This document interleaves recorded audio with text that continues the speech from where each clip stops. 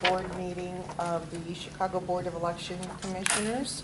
Good morning, my name is Maricel Hernandez. Seated to my left is Commissioner Jonathan Swain, and to my right is Commissioner William Cressy. Next on the agenda is consideration of the agenda, any proposed changes. If not, we'll proceed with the approval of the regular board meeting minutes of August 14, 2018. Is there a motion to approve? So moved. Second? Second. All those in favor? Aye. Motion passes. Next is the Executive Director's report. Mr. Gough. Thank you, Madam Chairwoman. Before we get started, I'd like to introduce the Election Information Security Officer. Matt, would you do that? First of all, Mr. Gough, thank you for having me to have Rahul Patel. Rahul Patel has been a really tremendous help for us. He's been monitoring the cyber advisory emails sent from the MSISAC. So he's been telling me, okay, which IP addresses has been malicious and the domain to block offline network.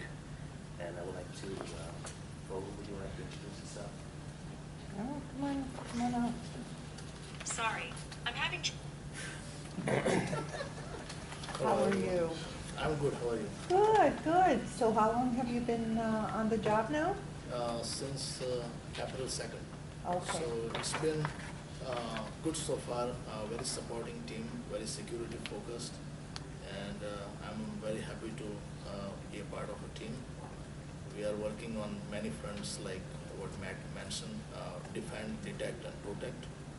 So for defense front, we are handling all the operational, cyber security, and physical security related items. So far it has been great. If you have any questions, please let me know. Okay. And then are you also communicating with the state, the cyber security Yes. personnel there? So far, we have been engaged with the state and federal agencies, DHS. We have a list of contacts from FBI and a few other EAC from the federal agencies, and from state.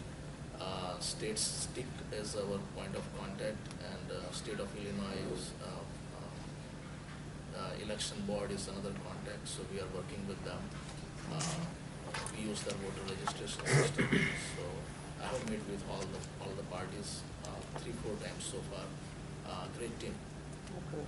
Good. I'm glad. Just, we know, but just for everyone else's sake, could you tell us a little bit about your background, your credentials? Yes, so I have several degrees. The most notable is a PhD in the information management. Almost every security certification, management certification that you can think of, I have it, like a CISM, CISSP are very widely recognized. In the security since 2007, I worked for Federal Reserve Bank of Chicago for the Federal Reserve System. Handled their cyber security operations for approximately 10 years. So, Great to have you on board. thank you. Thank you. And it's worked out very well. We're sharing him right. with the county, and Noah and I went over all the applications. There was about 23 of them, and out of all, this is the top one. So Great. I'm very pleased. Great. Well, thank you so much, and I hope we're your favorite. Yes. Thank you. Thank you. Okay. Next, I'd like to have Mr. Rycyzyn talk about where we're at with printing. I think we're in. Commissioners, as far as ballot printing, our card A ballot, we're completed. We'll receive our last deliveries this morning of the Hindi Chinese ballots. We're about 30% printed on our retention judge ballot. We should have completion of that by the end of the week to both our warehouse and to 3X Data. They've started the production of the specimen ballots. Charles should start receiving those either this afternoon or tomorrow. We released for production the test ballots for precinct pre-lab. Those the warehouse should start receiving probably by the weekend, so we can then begin precinct pre-lab. That's my report. Thank you. Great, thank you, Gary. The other item is at 175 West Washington. We will be up and running Thursday morning. I went there the other day with Jim Allen and others, and what happened when I first saw the place with the owner of the building to now, it's night and day. You won't believe it. I was really getting a little nervous about the spot, but it's turned out to be a real nice spot, and we'll have it for the next couple of elections. But I'm really impressed. Really looks nice. So I would encourage the board members, after leaving the board meeting, maybe want to walk by there, because it's very impressive.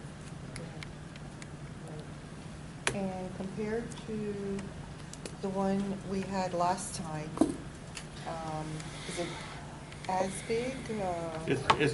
It's larger. Yeah. And it's more room. I think the flow will be a lot better. We're worried about, bad weather. At least the line will be inside. So Right. I think it'll work out real well. Good. I'm very pleased with all the work everybody's done. The staff did an incredible job. They're doing the inspection today at 9:30, so we should be okay. So I think we're in real good shape. And if it's good weather, there's a little plaza out in front, too. Yeah, but we'll be okay. The other item is hopefully 3X data will start mailing the absentee ballots. I saw the report, it's over 50,000 right now in the system. So we should start doing that. Once they start, we'll sit down with them and see, what's the throughput, how many will they get out per day. But I'm very pleased. This is probably the earliest. We've made the 40 days, which is something that's hard to do with this in the election cycle, but we'll do it this time. And that's all I have for you. Great. Oh, the other item is, I'd like to also schedule the board meetings once a week, right through Election Day. And also, just to let the board members know, I'll send you a calendar. October 24th at 11:30 a.m. will be our county budget hearing. I spoke to the budget director, made a comment that it should only be a short one because most of the budget's on the city side. And then our budget meeting in front of the city council, it's going to be either the morning of the 16th or the morning of the 17th. I'm trying to put that together now. So if my board members have any preference, please let me know. But it'll either be the 16th or the 17th. Okay. Thank you. Mr. Holliday, how are you? I'm fine, Madam Chairman. Any updates? Well, update, as Lance had mentioned about our super site at 175 West Washington, I just received a text from Dean Fatika saying that we passed the inspection. And our occupancy amount is 675. Our IT department is proofing chips for the opening of grace period and the other 50 early voting sites. Our mail ballots will start being mailed this weekend or first thing Monday. Our registration department has 12,500 registrations to process, 2,500 in-house, and then 10,000 online. That has picked up because of social media and the different campaigns that's going on right now. So that's picked up, and they're keeping up with the mail. Our mail canvas is complete. Our IT department is proofing and matching up the file with the file we get from the jury commission, where they have stated voters have moved, so we match that up. And if they're not in our file, we send a second notice. It's a forwardable notice to the current address. If it's a city address, they'll mail it back and we'll change it. If they mail it back and it's a suburban address, we will challenge it. Our e-poll books, the test data and the change data has been given to ES&S. ES&S is in the process of preparing the data for production for the e-poll books for Election Day. That's it. Thank you so much. And now we go to Mr. Allen, our Before we go there, Oh. any updates on accessibility issues with this election? We're still, huh? We're still working on it. We're waiting for the CPS to let us know. That's the big issue right now. So hopefully we'll have a meeting with CPS the end of this week or beginning of next week. That's a big chunk right there. Okay. Mr. Allen, good morning. Morning. Happy National Voter Registration Day. For us, it's like telling Every day. the elves in the North Pole to celebrate National Toy Day. This is everything. This is what we do all year round. And in any event, it has been omnipresent on all social media platforms already this morning, whether you go to Instagram or Facebook or Twitter. There are, in every organization, large corporations are pushing out messages encouraging people to register to vote. They have links to our online system in the state of Illinois, so we'll see what impact that has in the coming week. As Mr. Gough referenced, the big thing that we're seeing right now is a record number at this stage of vote-by-mail applications. Relative to 2016, we had 18,000 at the end of September, so we're already we're going to be over 55,000 by the end of this week easily. So we should crash through that 115,000 record pretty easily. And other than that, we're looking ahead to the pre-election mailing and trying to nail down whether everything will be in place for that. So that's our next biggest item. One thing is, I have been on Twitter, and I have seen the election board, Chicago Election Board posts on Twitter, and there have been photos that you've posted and messages about voting, and some of them have been very funny, but you know, they're all delivering the same message, so I'm very happy to see. I think you know, that's really good. Thank you. I think it's important that we make as many of these not about us as possible, just about maybe other groups and other things that we're spotting, just in general about elections. Right, and it still gets the message across. There were, you know, and I think it's heartening to see how many, not only organizations, but companies now are doing everything they can to help get their employees and all groups, students, get, you know, register and urge them to vote. So if there's any way we can move that along, push it along, that would be great. Oh, and thank you for sending an item too that we jumped on, which is the Big Ten Challenge, which I don't know if you all know about that, but the 14 schools in the Big Ten have been pushing voter registration. I know it's Hard to say, 14 schools in the Big Ten. I know, but Very big tent. it's a big, yeah, it's a stretch 10. It's but we tend to count things here, so we said 14. So they're all competing with each other to try to see who can come up with the most innovative and comprehensive program to register their freshmen. And one of the most successful ones is right here at Northwestern. So that's impressive to see. So thank you for sending that item. We then blasted that out, challenging the entire NCAA to adopt this Big Ten challenge. Yeah. So And little it things. was really great because at the Michigan game, did you see that in the Michigan game this past Saturday, the band Yeah. actually, yeah, spelled out vote. I think Helene, she's an alum, so I think she may have arranged that. Thank you, Helene. Keep up the good work. We'll see what comes up next week. If I can, Jim, one of the things I've also seen is communications about recruiting election workers, judges and such. And I know we have an item coming up on our agenda that may help you on that. Will that be blasted out there as well?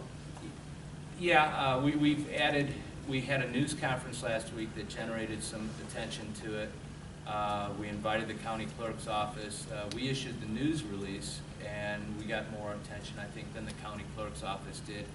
We also added on the homepage a notice about signing up to serve as a judge of election with the hopefully approved increase in pay.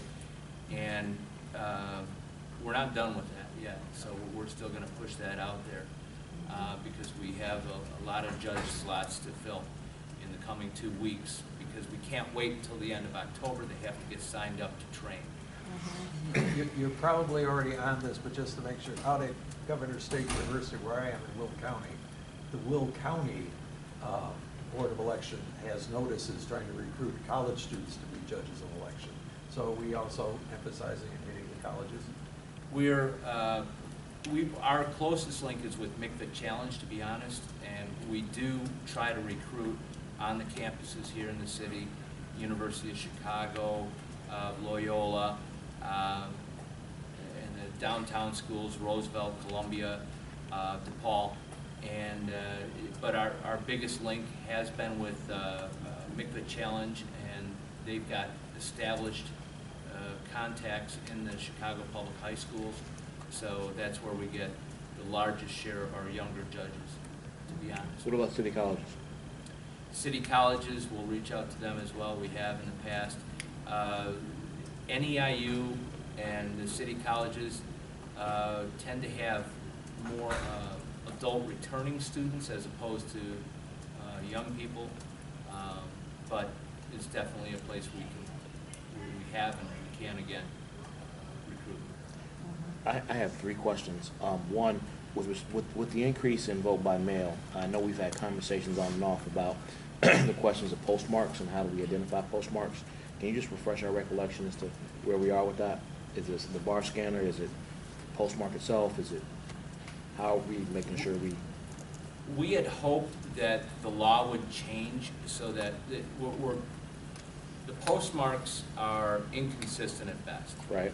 And for a few elections, they were virtually non-existent. So we met with the post office, Postal Service, and they advised us to use the labeling instead of the indicia on the return envelope. So we actually run the envelopes through the machines downstairs to put basically a stamp on the return envelope, and that might increase. It helped a little bit, but not fully. Mr. Gough has had conversations with the Postmaster General. That's been the most effective because then they're more likely to put our equipment through.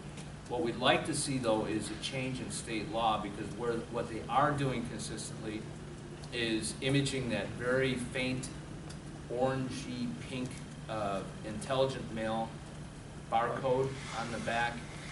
And if we could change legislation, we could actually be able to use that data from the intelligent mail barcode to determine when that piece entered the mail. So absent that now, how are we going to make sure that, what's our process for this election?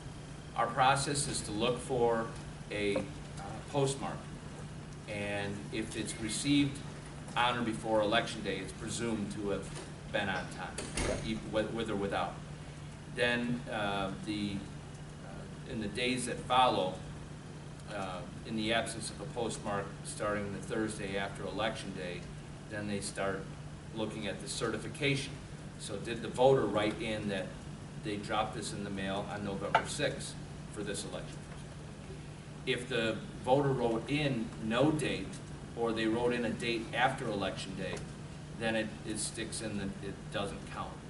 So this is an ongoing issue, but we are going to be coming out with a video that we send out with the email to vote-by-mail voters, saying the email that goes out when we're mailing out the ballot.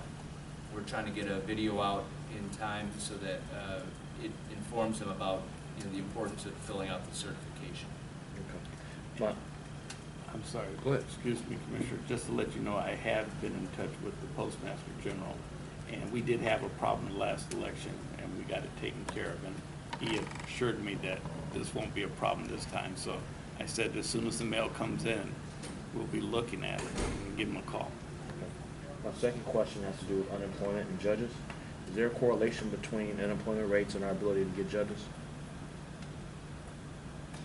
Possibly, but I don't have any data, scientific evaluation of do we have more judges when unemployment is higher? I don't think so. I think it's... I mean, we've had more people knock on the door when there's a high unemployment rate.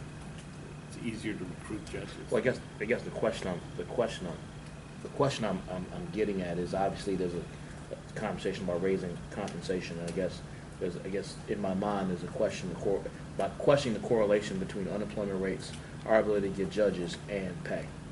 And so I think it's a conversation we need to continue after this election, especially as potentially unemployment rates can continue to remain where they are. It's not a bad thing, but we need to figure out how we compensate to make sure that we're able to get judges.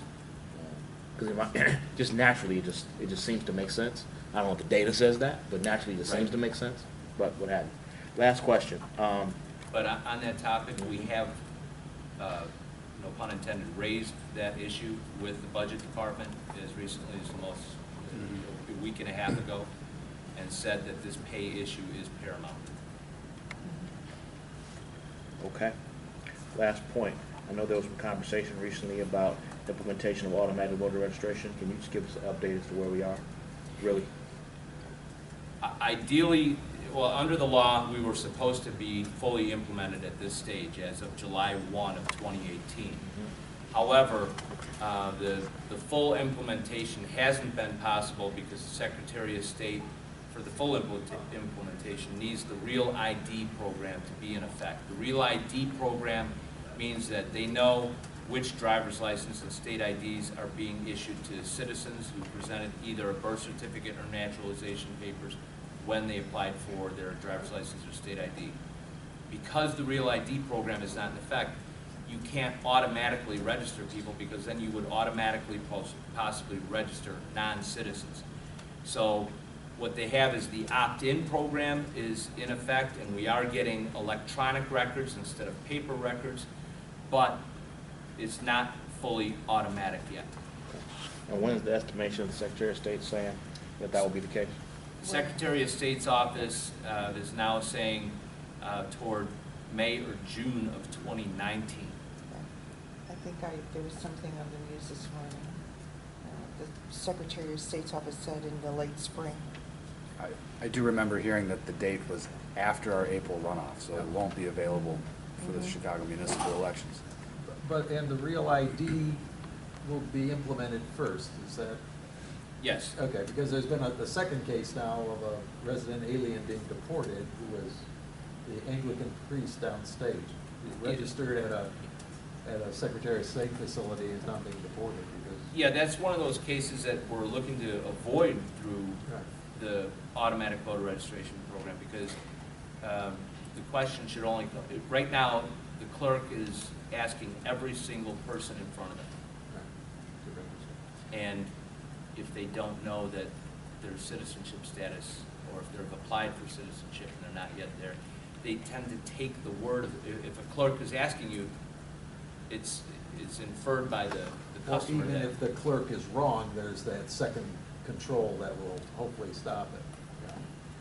Speaking of controls, on the vote by mail, when the ballots come back to us, we have the wonderful machine downstairs where we compare the specimen signature from the voter's registration to the signature on the envelope. Mm-hmm. considering the number and the increase in vote by mail, do we do a post-election audit of the signature checks? That's a great question. Last week, we sat in on a webinar about risk limiting audits.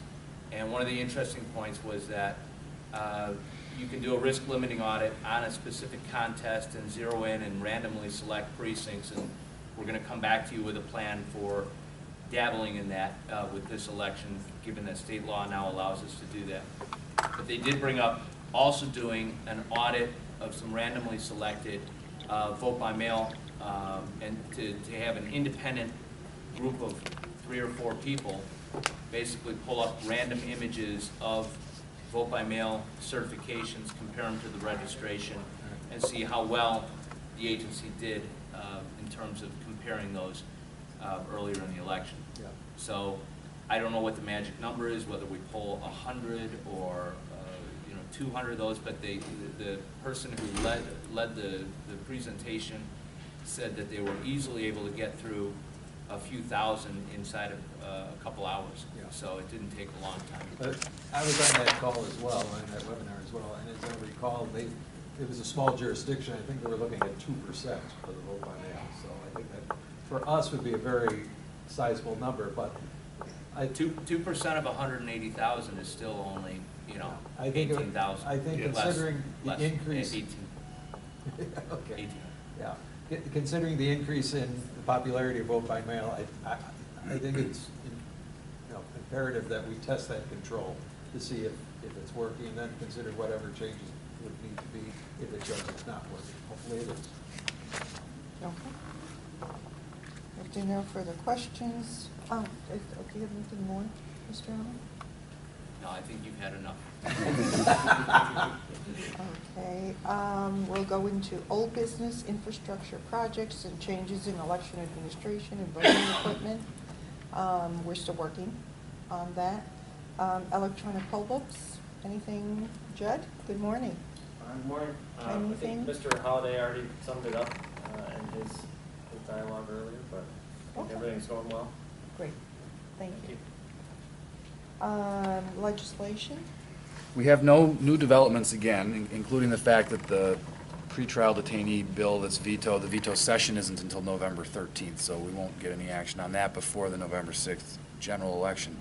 Speaking of mail-in ballots and reviews that happen, Steve from our vote by mail department came to me the other day talking about the Agilis machine that we use that sorts these the ballots and so forth, has the capability of doing automatic signature comparisons. And the prior general counsel had written a legal memorandum that I've reviewed and agree with, that we're not allowed right now under law to do that because the law requires a human to make those comparisons. But under my legislative report here, we're looking into that we might then push for a legislative change to allow for the automatic signature comparisons. The way that works is the machine scans the signature on the vote by mail ballot, compares it electronically on its own to the specimen signature, and if it finds enough to make a match, then it calls it a match. If it doesn't find enough to make it a match, it spits it out the other door, and then those then get reviewed by the judges of election, the human beings.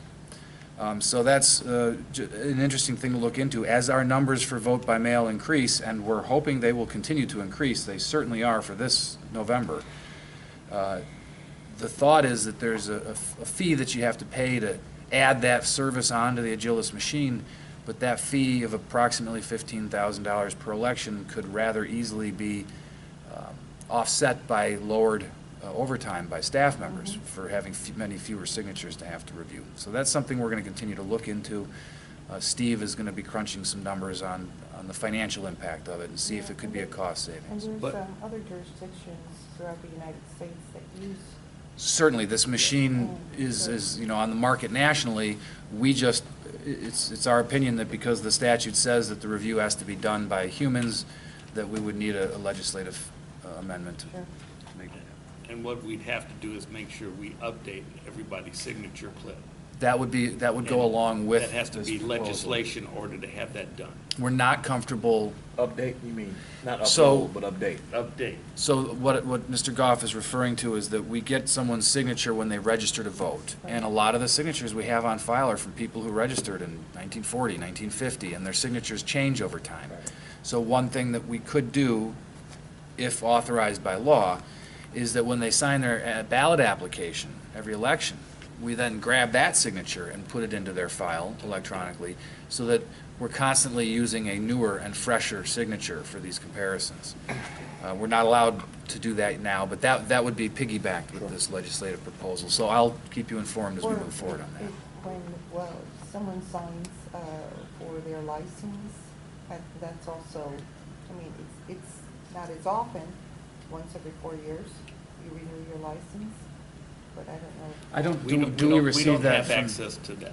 Yeah, I don't think the Secretary of State sends us the signatures. We receive it when we have a POVA, an online voter registration.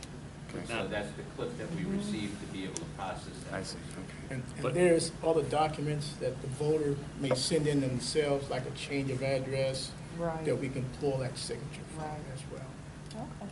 Is your concept, we would ask all the existing voters to resubmit, or simply No. just update it We as we would, go we along? would update it as we go along. Okay, and then as they die off and move away, they'd just be dropped from the system. Of course. This could also have some benefits for petition review too, because if we're able to look at a composite of several signatures for a voter, as opposed to the one that they submitted in 1983, you know, and where they used their best penmanship,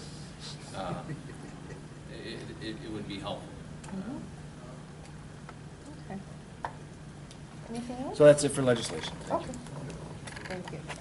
We'll proceed now to new business, and the first item on the agenda is the approval of a contract, approval of the renewal and amendment of a contract between the Board of Elections and Ellen Mulcrane, or Mulcrone Schutzner, for forensic examiner consultant. I can actually discuss that. Okay. Laurel and I have been working on it together, but Ellen Schutzner is the handwriting expert who started with the board this past winter for the March objection cycle, and she's picked up and been doing a very great job for us. When we initially entered did the bid with her, the compensation cap that we set was in consideration only of the March primary and the general. Now, the date for the contract allows us to continue using her for the 2019 objection cycle. We'd like to do that. And so we just need to do something about that compensation cap. With that in mind, I went back and looked at prior years' contracts with Jim Hayes and other handwriting experts, and it seems that there was a very consistent pattern of just not putting a cap on for the handwriting experts. At this point, it's very hard for us to estimate what that cap should be for 2019, because are we going to have 200 objections or 500 objections? You know, we just don't know as we sit here today. But what we've seen from her billing so far is that her billing is very reasonable and appropriate, and she's getting the job done nicely. I think Charles is happy with her performance, and so is Jim Carley, if he's not in the room, though. So that is the request, is to slightly extend the period, the term of the contract, just to make sure we pick up any late happening cases, and then to eliminate the compensation cap so that she can continue to work for 2019. I would also like to inform you that as she is authorized to do under the bid contract that we've already executed with her, she's allowed to subcontract. She is a solo shop, and she has, I would say, thank goodness, she's pulled an old colleague out of his semi-retirement to come and work with us for the 2019 cycle. He came in and got started a little bit with the current cases that we have going. His name is William Riordan, and he's worked for many years with the Internal Revenue Service and their National Forensic Laboratory. He's also got over a decade of experience with the Chicago Police Department in their crime laboratory as a forensic document examiner. He's got very good credentials and a long career that looks very successful in this line of work, so we're happy to have him on board as well. And with that, we would request the motion to grant the slight extension to the term and lifting the compensation cap. So I just have a question. Yes. From historic data with respect to municipal elections, is two people going to be enough to be able to do this in a timely fashion? I don't know what we did in the previous, I wasn't here in the previous municipal, but. We did it with one, so two should be okay. And it doesn't limit her ability to seek out another expert to assist her, so. Right, well, that goes to my second question. So my question then is, if we think that there's a need to make sure to meet our timely, our deadlines, that having two is a good idea.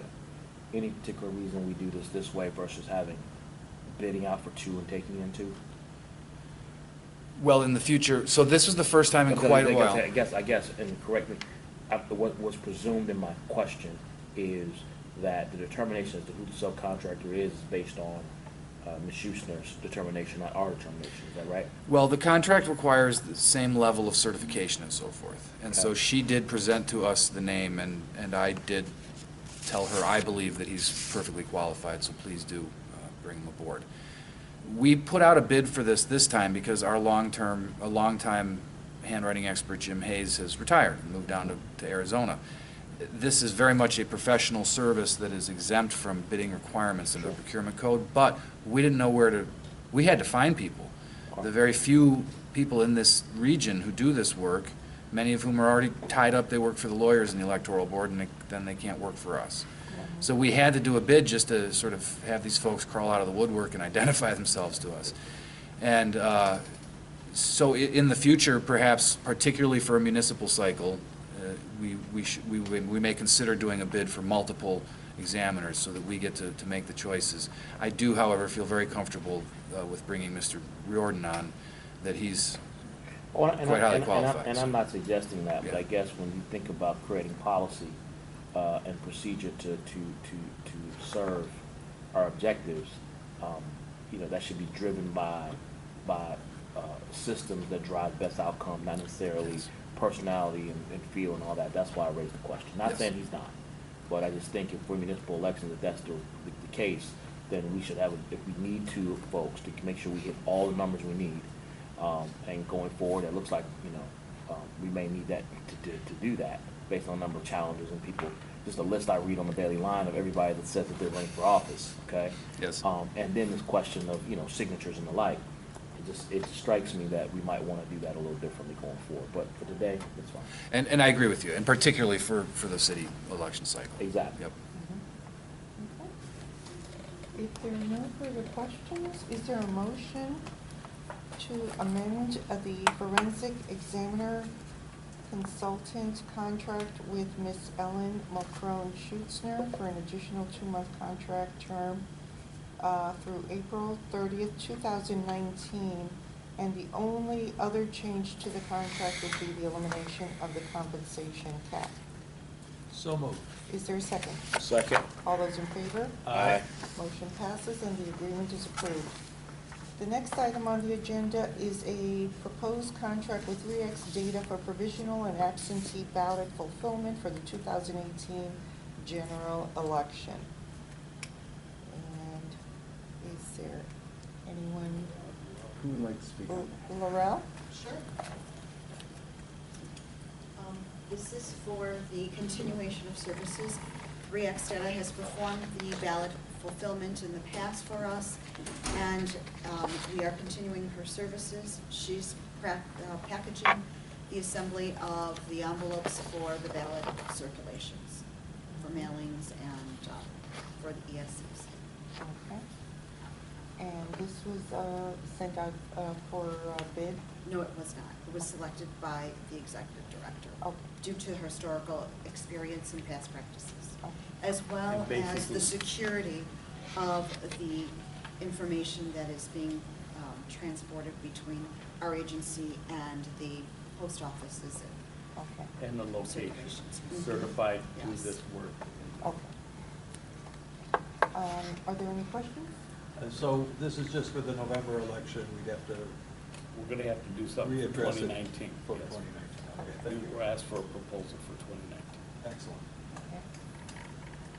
If there are no further questions, is there a motion to approve a contract with 3X Data Corporation for the term September 24th, 2018 through November 30th, 2018, in the amount of $393,764 for absentee and provisional ballot fulfillment for the 2018 general November election?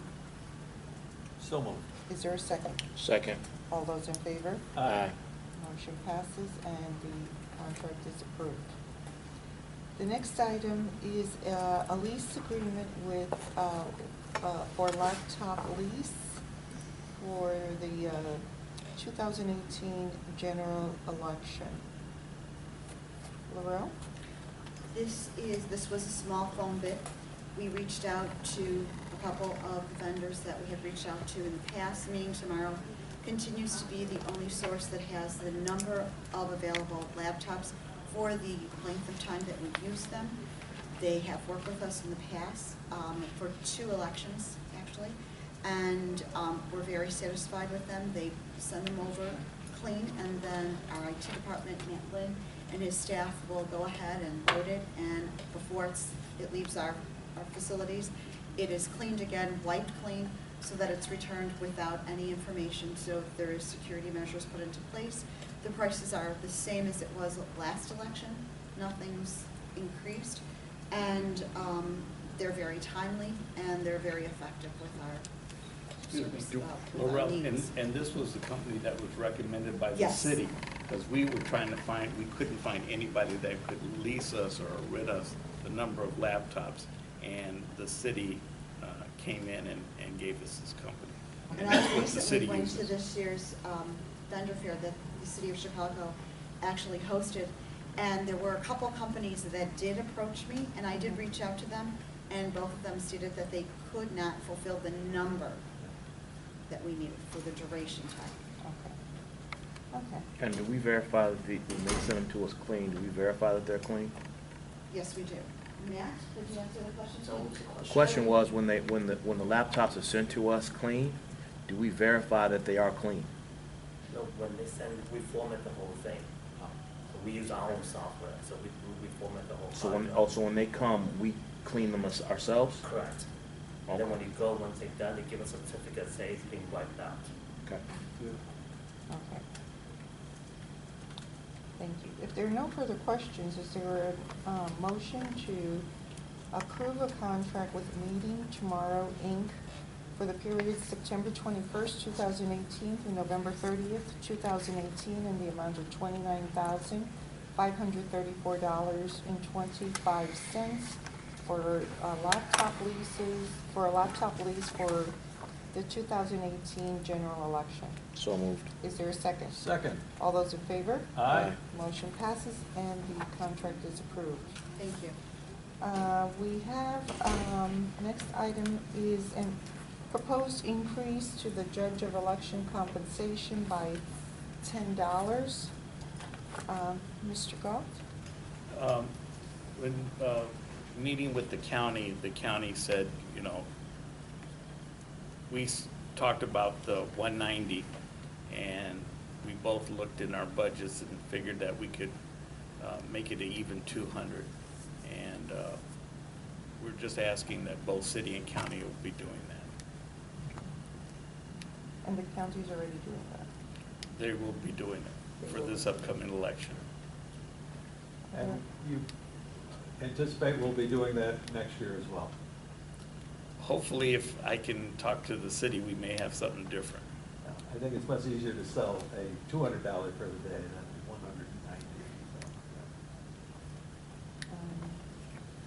Are there any other questions? If not, is there a motion to approve the increase to the judge of election compensation by $10 from $190 to $200? So moved. Is there a second? Second. All those in favor? Aye. Motion passes and the increase is approved. Next on the agenda is the legal report. Thank you, Madam Chairwoman. Last week, I was happy to attend the annual conference of the Illinois Municipal League and appeared on a panel on referenda law. It was moderated by Bert Odelson, a local election attorney who's done a lot of work. Ken Menzel, the general counsel of the State Board of Elections, was on the panel, as was election attorneys Jim Nally and Ross Seckler, and then Pat Bond, the general counsel for DuPage. Luckily, with that many attorneys on the panel, we didn't get enough time to talk too many details about anything, but we did discuss the general laws and various aspects of referenda. That was for the attorney CLE session there, too. Joan Agnew and I are planning to have a meeting with Judge Sullivan, the presiding judge of the county division, to discuss some issues that have arisen with the circuit clerk's new finally mandatory e-filing across the street. There are some issues that have arisen. For example, when we have a judicial review of our electoral board decisions, our statutory duty is to create a record on appeal. And we've done that, but now they won't take it from us. We filed it electronically, but when it comes time to literally hand them the original objector's petition, the original nominating petitions or referenda petitions, I've spoken with the supervisor in the clerk's office, and she says no paper over the counter. There are also issues relating to trying to file documents and get in to see the court on an emergency basis for holding open polling places late if they need to be, and also just for issues like Joan is actually across the street right now having a whole batch of election judges confirmed by the court, and there's just nothing for that in the electronic filing system, no drop-down option that says, oh, a petition to appoint election judges. So we want to talk with her, Judge Sullivan, and get her backing to then discuss this with the clerk's office and see if we can have some minor adjustments made to the e-filing system. And then the last thing we would like to report on today is that on Friday we did receive a court filing by the Metropolitan Water Reclamation District of Greater Chicago. They had a vacancy arise on their commission, on their board, on December 1st when Commissioner Timothy Bradford passed away. That vacancy was then certified by the county clerk as an open position for the 2018 elections. The county clerk made that decision after obtaining a legal opinion from the county state's attorney's office.